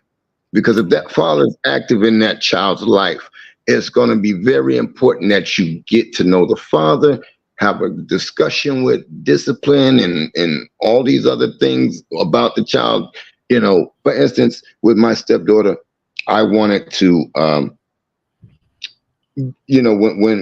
when she would act up, I wanted to be able to reach out to the father if for some reason mom wasn't there, like at work, or because at the time she was even going to school. So sometimes her daughter was there with me. So if she got out of hand, I wanted to be able to reach out to the father and say, hey, I was trying to call my significant other, can't reach her, but your daughter's acting up.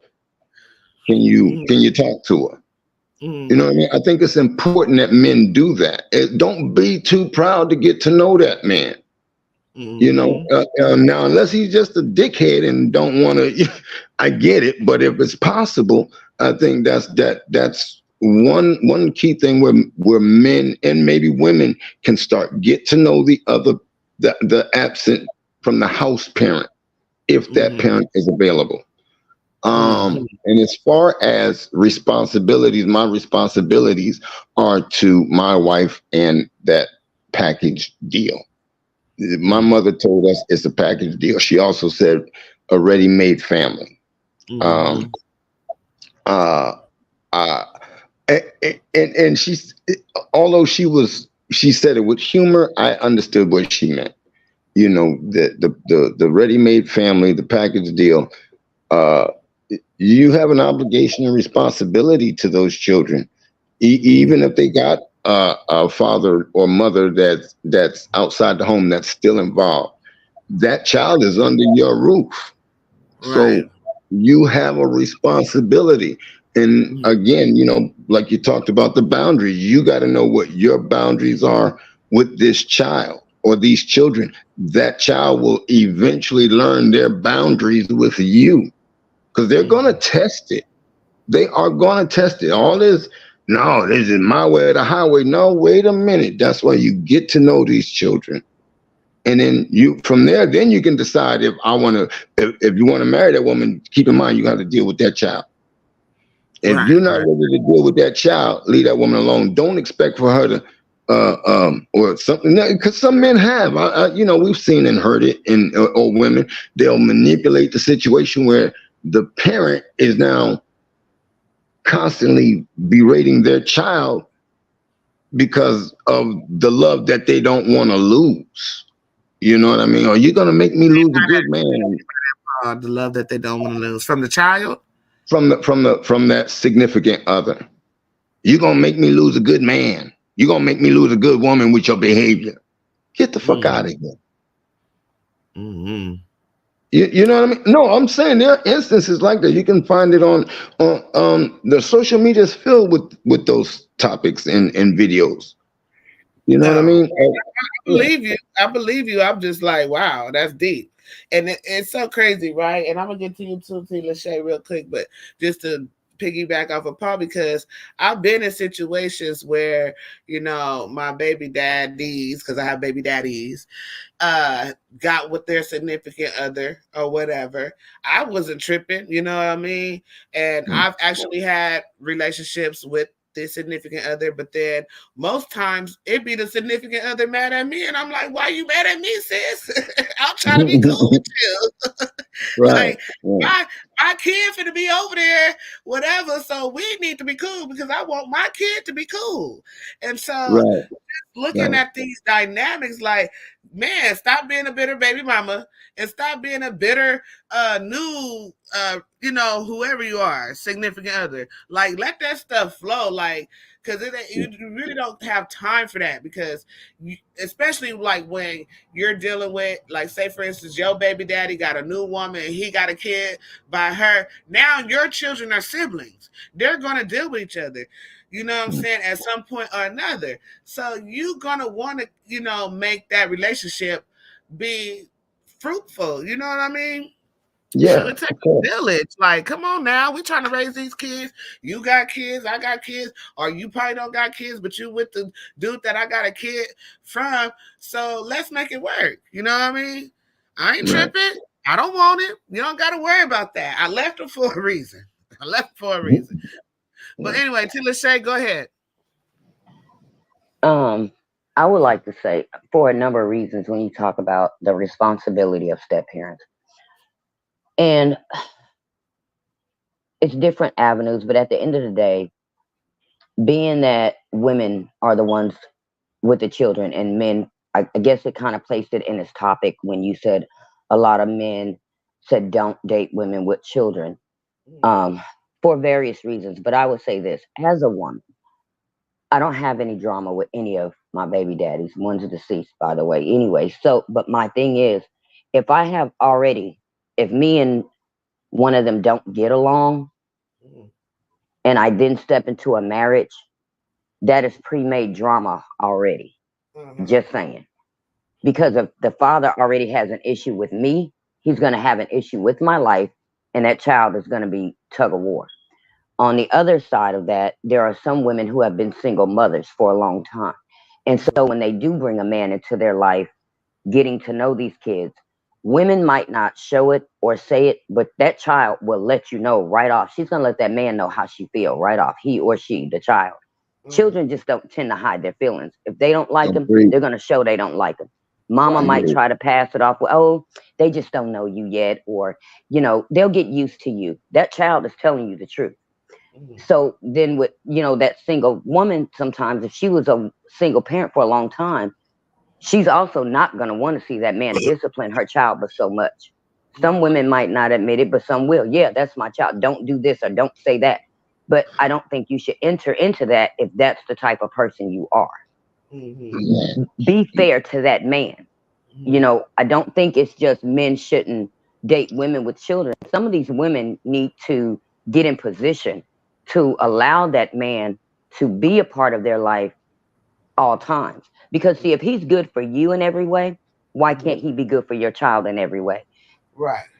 Don't limit him to what he can and can't do, because it's the same as a father. Even some women do it to the biological fathers.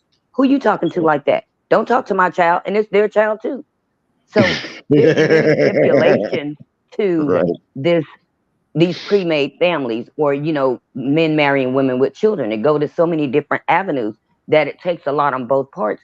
Because for a man who done it and he felt burned by it, again, I just feel like, hey, it was there in the beginning. Maybe he didn't want to see it. Maybe, but when you get to know people long enough, they will start to show you their true colors. If that representative was there, that agent will show up. So if she was just a representative the whole time, and once you put the ring on her finger, now the agent show up, I think you would have a problem. Even with that family dynamic of her having other children. Because some women, oh, I'll do this part, you deal with that, and I'll discipline them. That's not fair. If he's good enough to marry, good enough to provide, he's good enough for you in every way, then let him be good enough for that family in every way. Right. Yeah. Right. I have to go give ahead. you a hand clap for that one, girl. That was so perfect. And that was the final deciding factor as to why I married my husband. Because when all my children said yes, I said, well, it's a yes. When they let me know that he was cool and they liked him, and you know what I mean, it was no issues or nothing wrong, that's when I said, okay, this is good. This is the first time, because mama done had some questionable men in my life. And they was like, Mama, get rid of this dude. They've told me, like, get rid of this one. And to follow up with what she said, or to add on to the build of what she said, a lot of men, single men, I'm seeing in social media circles saying why they don't want to get married, because they feel like women will allow a man. You're allowed to house the kid, feed the kid, clothe the kids, but when it comes to discipline of any kind, and let's take ass whoopings out of it, you can't even put a kid on restriction. Like if you say, well, I'm taking this away from you, you don't get to do that. That's mine. Well, wait a minute. What the hell is this? I can provide, but when it comes to punishment, and I'm not talking corporal punishment, that's a whole other discussion, or a later part. But let's just talk, just simple taking away privileges or putting them in their room. Oh, you don't get to do that. I'll say this one thing with my wife. One time, she punished her daughter for something she had did at school, and I thought it was a little severe. Okay, 3 weeks. I'm like, 3 weeks for that? Come on, that's too much. And we got into an argument about it. 3 weeks is it's too long for that. That's ridiculous. You're not gonna remember that. Make it a week. You know what I mean? No, it's my baby, it's my kid. Oh my God, I had to hear that shit. So yeah, those are things that have to be discussed when dealing with that. If those are things, if you're the type of guy that doesn't want to beat a kid and just says, I believe in punishments, and then that woman is not for that, then you might not want to be like Tila Shea said, you might not want to be involved with her. Yeah. Because the children will show you up. One last thing on that too. If a woman knows she has any child, male or female, that is defiant, they're already hard to deal with, bringing a marriage to that family, that is going to be trouble. And I know there are some men out there that say, I can handle it, I can deal with it until they're challenged by that kid. And then you may have one that just shuts down completely, don't talk, won't deal with the family, won't do anything. That hurts too. Because how can you be a happy family when one is down? Well, I'm actually dealing with that, T. Lachey, because I have a son dealing with mental health issues. And he doesn't talk, like he doesn't really interact with the family. All of us. He don't interact with none of us really. Only when he wants something or something like that. So it is emotional, mental stress on all of us because we've been dealing with this for like about almost 2 years now. It just happened out the blue. So, but I'm so grateful because my husband is so patient, more patient than I am with my son. And so it can be very emotionally stressful because it was at one point. Because I don't want to tell this story on here, but let me just tell you, it was emotional at one point. Like he like what's going on because he didn't understand, but once he understood and he understood what was going on, he's been very helpful and very hands on with my son. So. I'm grateful for that. So it just take you just got to find the right person that's going to help you with that because there's nothing really I can do to like. I wish I could snap my son out of it and say, "Hey, be back to," but I can't. I can't do nothing about what he's going through because I don't know. I mean, it's things that I do like therapy and stuff like that, and learning how to cope with it and learning how to deal with him with his personal situation. However, it's like I can't get my son back until God willing. I don't know what's going to happen with that. Do you know what I mean? May I say something, Mika? And I don't mean this in any bad way. I really don't. I'm not too big when it comes to mental health that is not a birth defect with counseling and therapy. Only for this reason. As experience has shown me and taught me, there are a lot of people out here misdiagnosed with bipolar 1, 2, 3, 4. And all it is pure brokenness because people do not know how to handle their trauma, how to cope with it, how to deal with it. It is a way. That's all I can say on here. But there is a way that is better than doing that because have you ever heard a person say, I've been going to counseling for 10 years? Why? No, I never heard that, but I have. I I've been agree with seeing a you therapist 100%. for many years. Why? If it worked, and if it works, why are you still going? Exactly. I get that. That's all. That's my it is a personal opinion, but it is also a professional opinion because anything that works won't take that long to work. Right. Now, T. Lachey, I agree with you 1,000% about the misdiagnosis. I have been an advocate about ADHD, ADD, misdiagnosis. My auntie, she was a special education doctor, and so she literally customized special education and really focused on those children's gifts. You know what I'm saying? So I understand that. And my son is gifted, like gifted and talented. He was that for a very long time. And he was checking all the marks of a successful child. And then 2 years ago, he moved out of home and he experienced some type of trauma, which you said but as his own mother, the one that gave birth to him, right? The one he told everything to, he shut down on me. And so I try to talk to him every day, trying to reach him, like trying to get into that core part of him where he was such a happy person. He just loved everybody. He was so energetic. He always had jokes. He would do pranks, and he was always happy. Now I'm seeing just a shell of a man. you know, and it's so, and I'm grieving him. So I'm going through mental health issues right now because I'm dealing with that. So I'm trying to keep myself up. So trying to reach that part, like I'm like, is it me? Did I do this to you? Or I mean, like, it's because you're not talking to me. He's not talking to me. He just like whatever. He'll talk to me sometime, but it's just like whatever. He just gonna do what he do.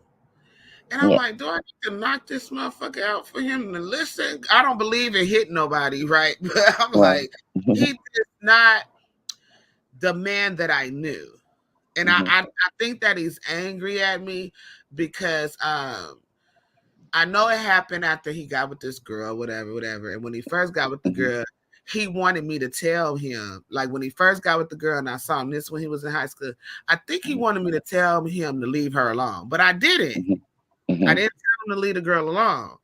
So now I think that he kind of upset with me because I didn't tell him to leave her alone. Because I felt like he had to go through his own process. Like True, but I think if you knew he didn't need to be with her, it should have been said. Even though, hey son, look, you're gonna do what you want to do, and I understand that. But personally, I don't think you should mess with her. I think you should leave her alone. But you do what you want to do. I didn't know that. So no, I did not know what happened between them or what happened to cause this trauma. I kind of got an inkling. I got some insight which I won't reveal on here, and we might have to talk one-on-one or whatever. But I just he has not opened up to me. But what I'm saying that to say, my husband, he opens up to. He talks to him more than he talked to me, and I think that because he needed that male, that male presence. And maybe he can relate to what's wrong with him eventually when he speaks it out. He may be the one to relate to him best, to know, maybe to help him when he's ready. Right. And you know what, Mika? I have a friend that was over here for a little while, and her son, he has a disability, a mental disability, and I found that he and I were able to he and I were able to communicate fairly well. Talk about some of the. Sometimes I didn't always. He's like 20 something, and he'd talk about like Sonic the Hedgehog. So he had like a 15-year-old mentality, but he also, at 20, of course, he's mature enough physically because he's had these feelings, and he was doing certain things, and his mom tried to embarrass him, and I told him, don't do that. So I think sometimes, not sometimes, men are important for boys, and especially if he has well, it's important for those young men to be around men that can actually make them feel comfortable. That because I'm thinking mothers tend to coddle a little bit, and at times can get frustrated and lash out. I don't know if you've ever done that, but based on what I saw with my homegirl and her son, it was like, yo, he don't need that. He don't talk to him like that. And we were able to step outside and take walks, and I'd talk with him, listen to it. Sometimes I'd sit right here and just listen, let him talk. Stuff I didn't know nothing about, but hey, he wanted to talk. And maybe that's that bond that your son, that male figure is what he needs, and it's just apparent that your husband has bonded with him, and they have a bond that is just theirs.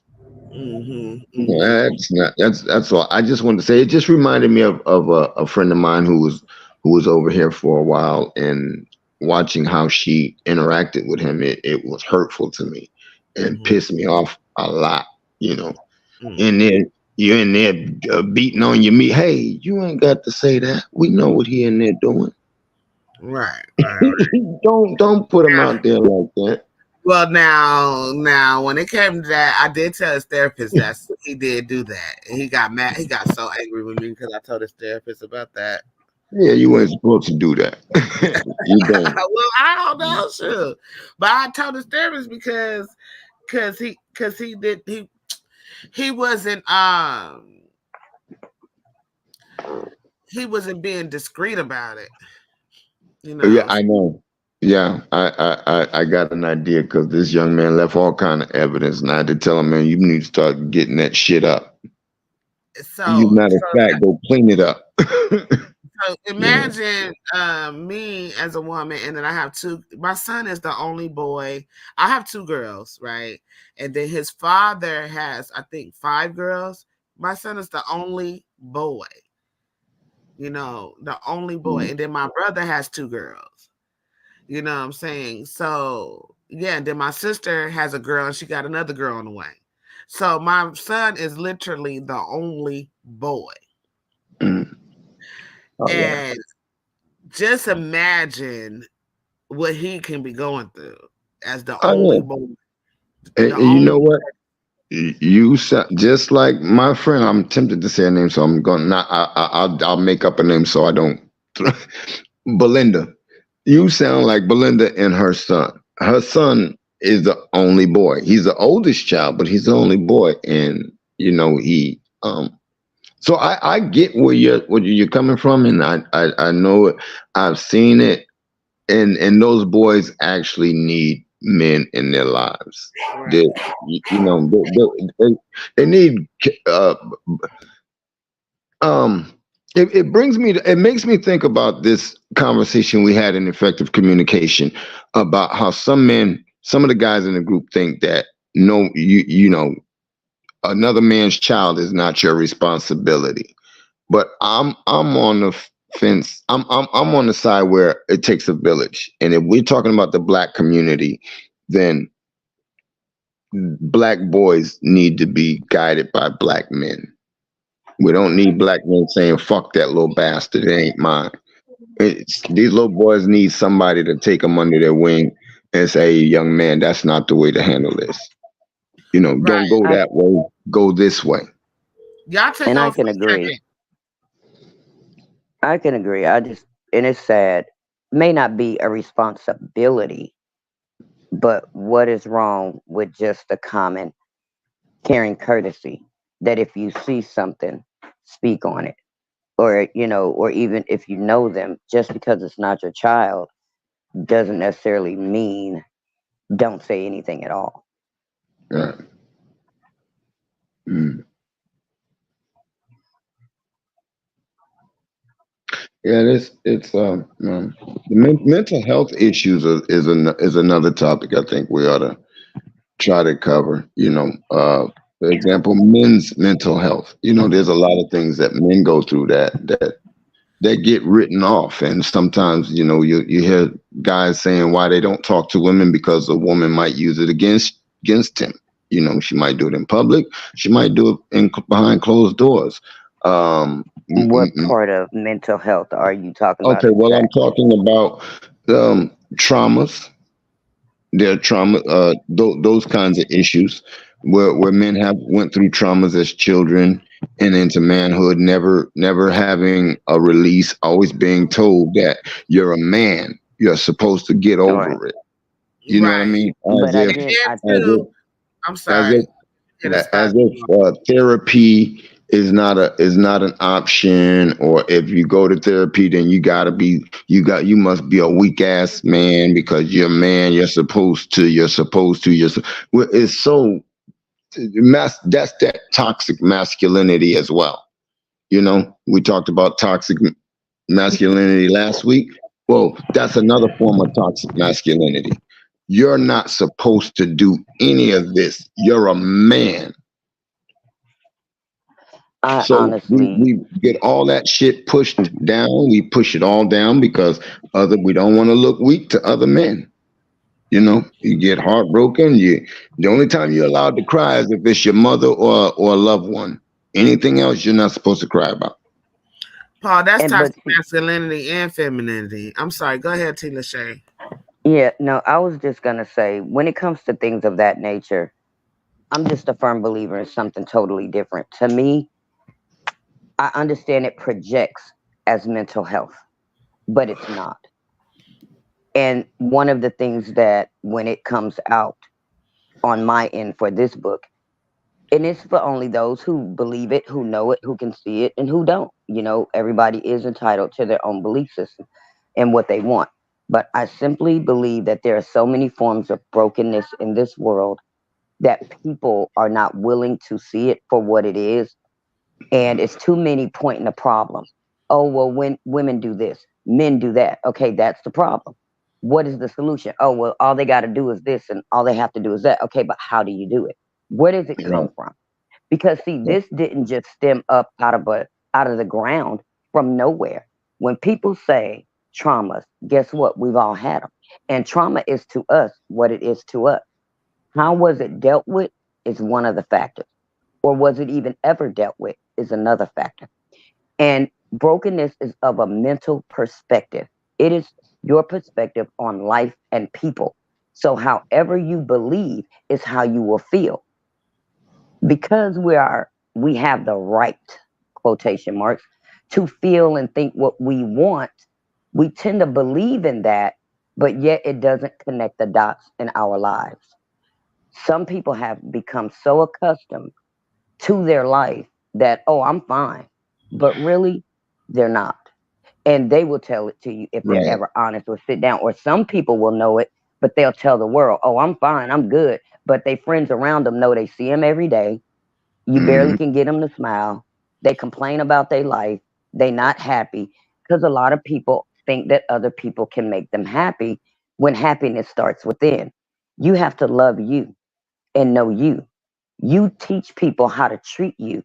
And then when they mistreat you, because your mindset is not aware of the reality of where you need to be, it's their fault. They're this and they're that.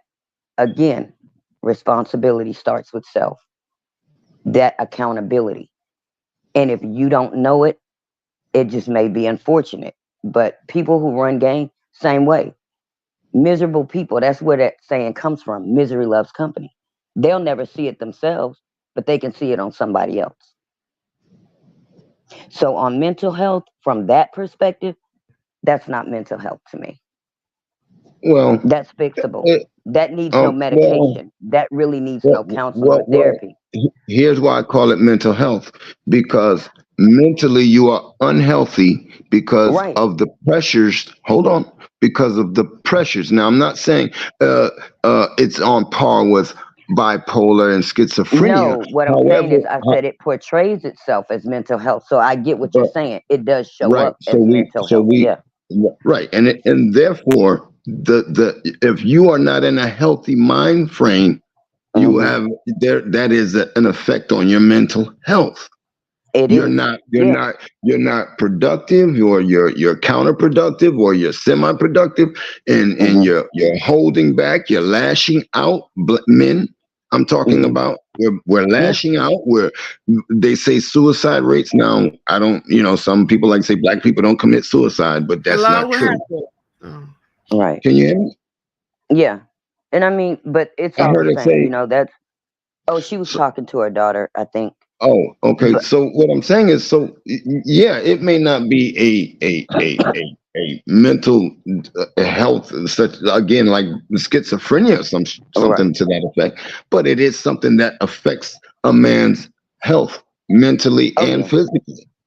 Yeah. It's So on both sides. Men and women act the same way. There are some women who do it, even though the point that you're making is where men are taught you're not supposed to, or even some women are taught that by men who are so strong that their daughters won't cry. They don't know vulnerability because the dad said, you're not to cry, show your strength. So this woman doesn't even know how to go within and be vulnerable because she was taught not to cry and to be strong and to be tough.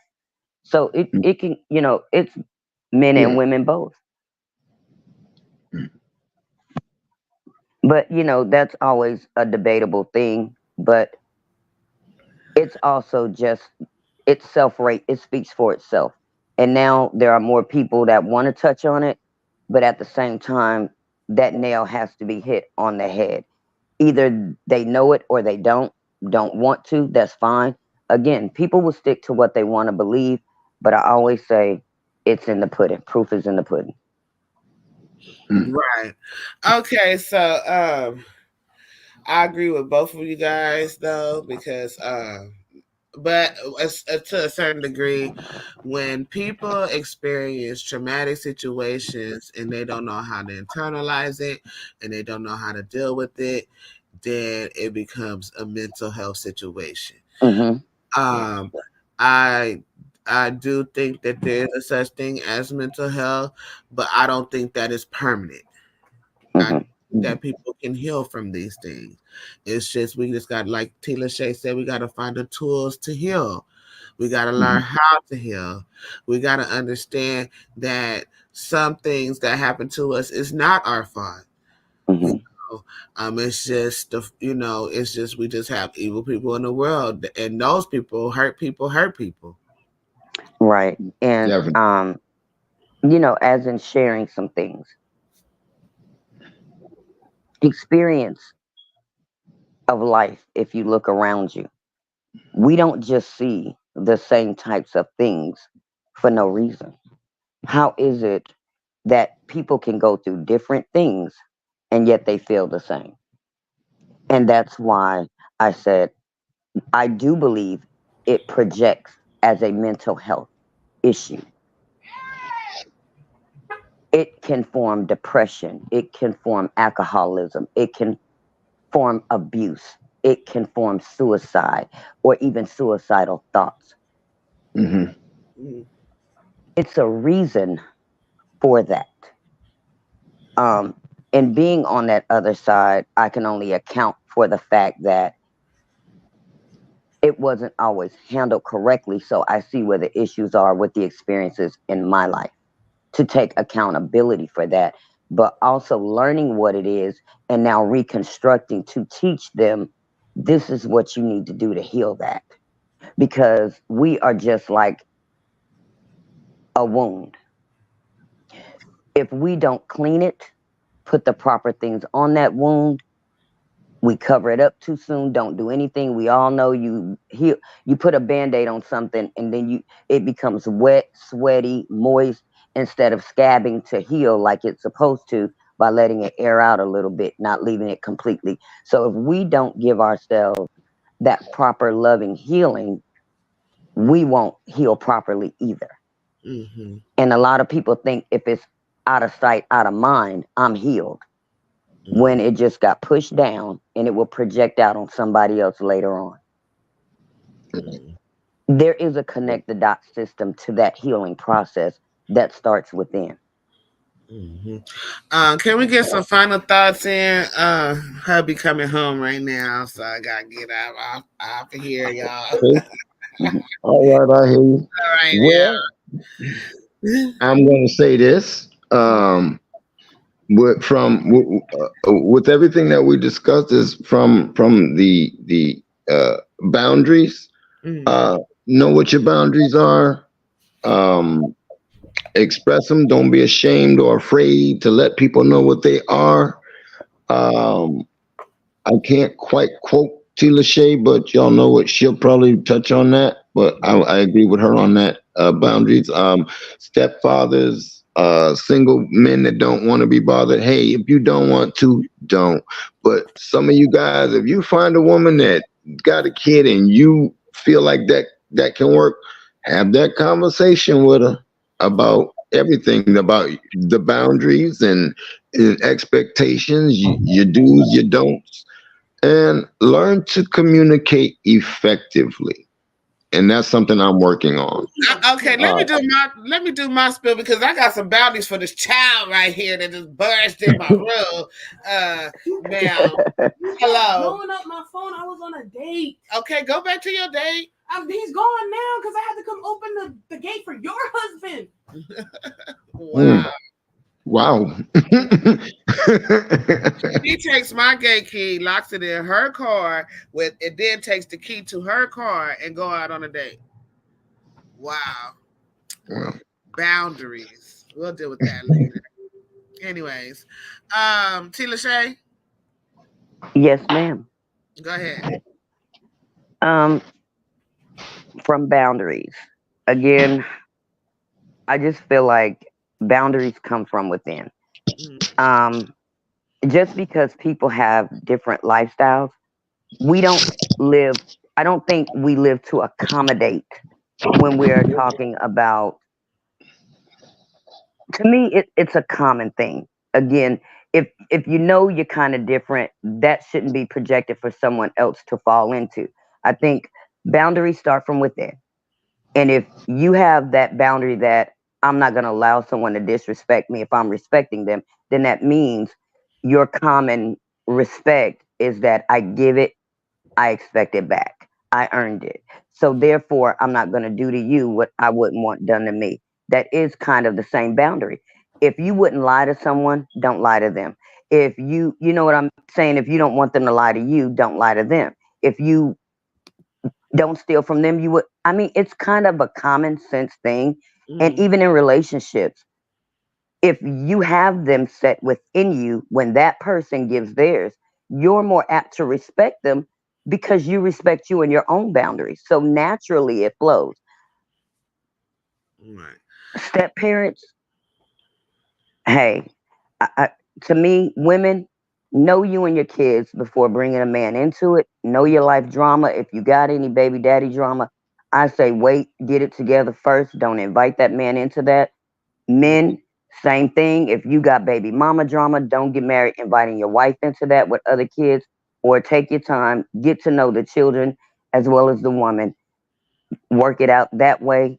Mm. And again, boundaries are all over the map on that too. Mm. And as you know, there's one in between. We had the boundaries, the step parenting, and then there was something else in between in that middle. The messenger, shooting the messenger. Shooting the messenger, I think the messenger can shoot themselves a lot of times because to me, just in a perspective of this, know what kind of friend you are to you. Because I think a lot of times we do feel that we treat our friends the way we want to be treated. Mm. I'm gonna make it short in this example. I had a friend. Well, he had a toothache, and when he didn't want to be bothered. But so one day when I was aching, he said, "Well, I didn't call or do this that because I know you said you didn't feel good. So when I'm not feeling good, I don't want to talk. Mm. I'm not you. Mm. We only had the phone at this time. He was a long distance friend. We visit. I traveled, but nonetheless, the point I was making was, I'm not you. Ask me if I feel like talking. Since long distance is all we have, I Mm. wanted to sacrifice my time for that. But Mm. he felt, well, if I didn't want to be bothered, I'm not going to bother you. Mm. So again, we cannot treat people always the way we would want somebody to treat us in that aspect. Mm. When I spoke boundaries of having them, that's how we treat people.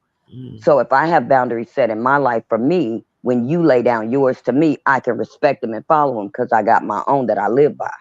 Mm. But so the messenger can shoot themselves when they believe that they want to be the type of friend that they want. Like, I want my friend to come tell me this, so I'm going to tell my friend that. Mm. Sometimes it's just better safe to stay out of it, mind your business. They should already know who they're dating or even who they're married to. If Mm. you don't know that, I don't think that people should interfere. I just don't personally. Mm. Sister, brother, friend, mind your business. There are so many ways that that messenger can shoot themselves, but say that person is shooting them. I think you're shooting yourself. Mm-hmm. I agree 100%, T. Lachey. Um, my final thoughts on the boundaries, like T. Lachey said, the messengers sometimes shoot themselves. Um, when it comes to boundaries, people are just gonna be, in the words of God is honest, people just gonna keep people in. So, you know, set healthy boundaries.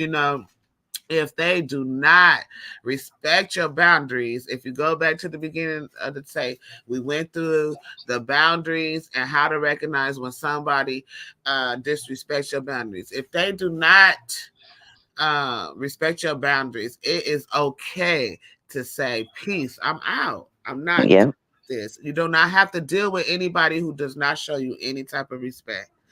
And back to shooting the messenger, like I have to question the intent of the messenger at all times, because it's always, if I have to come back and tell somebody something and it's not good, then what is it? Then that means I'm causing somebody hurt and heartache and pain. And I am not going to be that person. I'm not going to be the person that caused you heartache and pain for somebody else's acts. So, with that being said, be careful when you want to be the messenger or the bone carrier. And then when it comes to step parenting, there is no right or wrong answers for that, but like choose wisely who you deal with. I don't care if I'm the parent of my own kids, but I am going to be the parent of every single kid that come across my way. If I see a snotty nose, I'm going to get some napkin and I'm going to wipe it off. You know what I'm saying? That's just the type of woman I am. And I think that most of our people need to come together and realize these kids need us. Now, if you're an abuser and you're working through some trauma, just stay away from the children.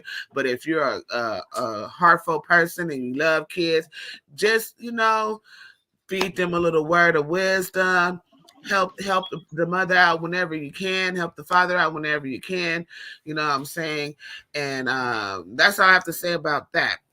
And Amika Wash, did Paul say his final thoughts already? Yeah. The effective communicator. Effective communicator from here on out. I'm going to promote my group and me. Right. So, anyways, this is Mika Wash. Make sure you like, subscribe, and share to Mika Wash on YouTube. That's MEIKAWASH. And you can follow me on Instagram, Facebook, and TikTok under the same name. Oh, also Twitter. And the whole effing show and Paradigm Shift. Shout out to DMG, the Craig, what's it called? Law firm.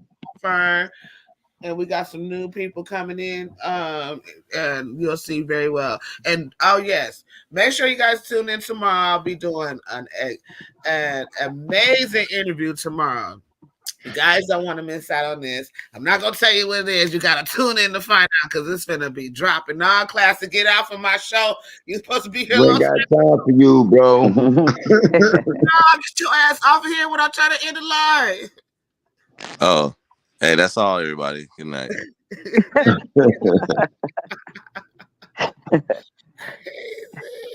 Craig, always with that. Anyway, gotta love classic. Make sure you guys check out Loud and Clear. We got some good upcoming shows with him. He's gonna be doing some real good interviews soon, you guys. Let me just end this live. Let me find the end. Okay, you guys. Thank you guys for showing up for me. I appreciate you guys' time. Thank you for having us. All right, let me enjoy this.